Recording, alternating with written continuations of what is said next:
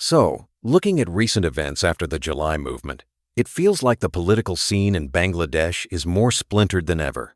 We're seeing all these small processions and counter-protests, but people can't agree who's to blame some point at the government's apparent indifference.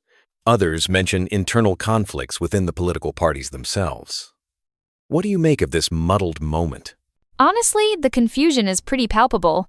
Take the recent social media outburst from Nahid Islam. For example, he's not just venting emotionally, there's real frustration bubbling up about how advisors are treated. But at the same time, it's fair to say that, behind the scenes, the government is taking several steps through diplomatic channels, even if those efforts aren't always broadcasted. That's interesting, because it seems like the emotional bonds among these political figures like Nahid and Mahfuz are mixing with their official roles. I keep hearing accusations about silent consent within the advisor's circle, while others call those claims overblown or just emotionally charged responses. How do you distinguish between political strategy and genuine personal concern here?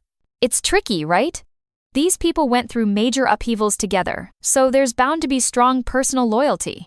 But I think sometimes that closeness blurs lines, frustration gets amplified, and not every accusation actually points to a well-oiled conspiracy.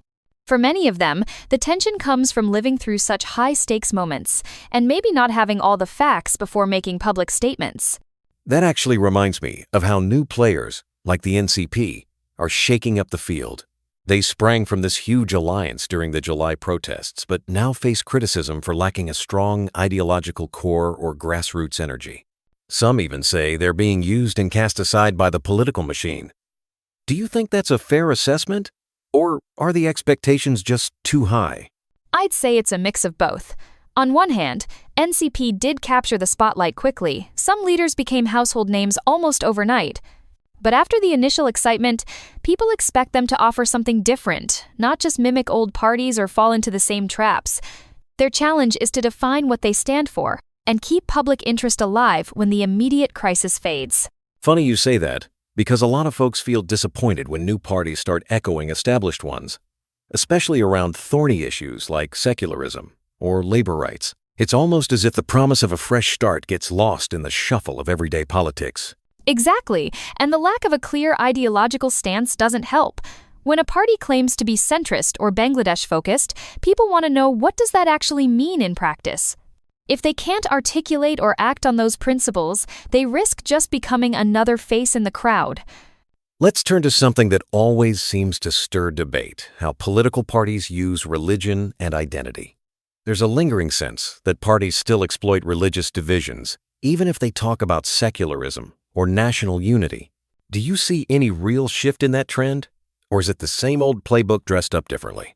What surprised me most is how persistent those old patterns are. Even with new faces and parties, the temptation to use religion for political leverage is strong, sometimes overtly, sometimes in subtle ways. And honestly, misunderstandings about secularism aren't helping. Many still equate it with being anti-religious, which isn't accurate at all.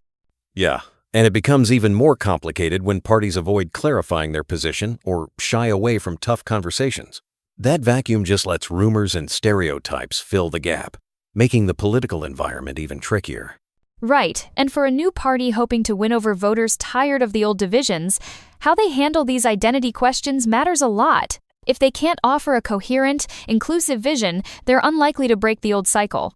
Switching gears a bit, I was struck by how, for the first time, three major parties, BNP, Jamaat, and NCP, were all included in the UN delegation alongside the interim government. That's a real change from the past. What's the thinking behind that shift? The goal seems to be continuity. By involving the main political contenders, the government is hoping that international negotiations, especially around major issues like the Rohingya crisis, won't be derailed by future power shifts.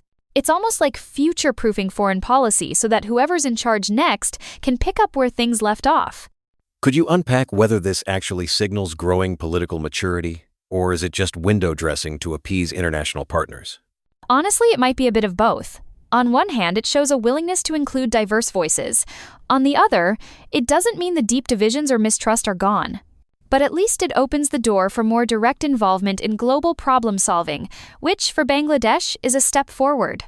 Shifting to the role of the media, I noticed how stories like the recent controversy over MP Tulip Siddique's citizenship status exploded online. Does this kind of reporting have a real impact on political accountability? Or is it just another distraction in an already noisy environment? Cases like Tulip's definitely turn up the heat, especially in societies like the UK, where moral standards for public officials are sky high. Even small inconsistencies can spark calls for resignation. For politicians of Bangladeshi heritage, these issues get amplified. One moment's slip can become front-page news on two continents. That's so true, and it really highlights how much more transparent and careful public figures have to be.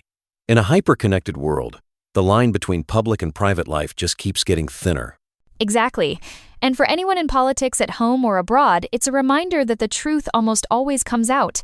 If you want to build trust, especially among today's skeptical voters, you can't afford even small contradictions.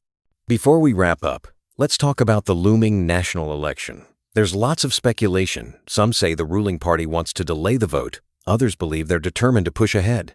Where do things actually stand right now? From what I see, the reality is complicated.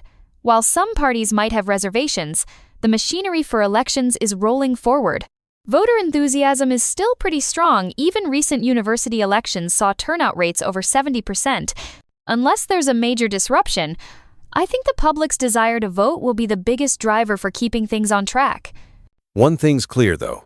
Even as alliances shift and parties maneuver for advantage, people are watching closely, especially after the turbulence of the last few years. There's a sense that no matter who wins, new standards of transparency and accountability will be expected. Couldn't agree more. The next government, whoever it is, won't be able to sidestep these expectations. If anything, the past year has raised the bar for what people demand from their leaders. Last thing I wanted to touch on, the perennial question of Bangladesh's relationship with India. People talk about everything from border issues to sensitive trade agreements, sometimes accusing the government of being too accommodating. What's your sense of where things really stand? It's a delicate balance, no doubt. Bangladesh can't ignore India after all. They share such a long border and so many economic ties.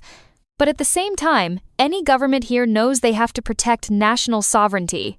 The challenge is building strong, fair relations without becoming overly dependent or antagonistic. And with so many agreements still out of public view, there's always suspicion that the real story is hidden. That uncertainty can easily feed political friction. Absolutely. And I think the best way forward is transparency, making sure citizens know what's being negotiated on their behalf. Only then can trust really grow, both domestically and with India as a neighbor.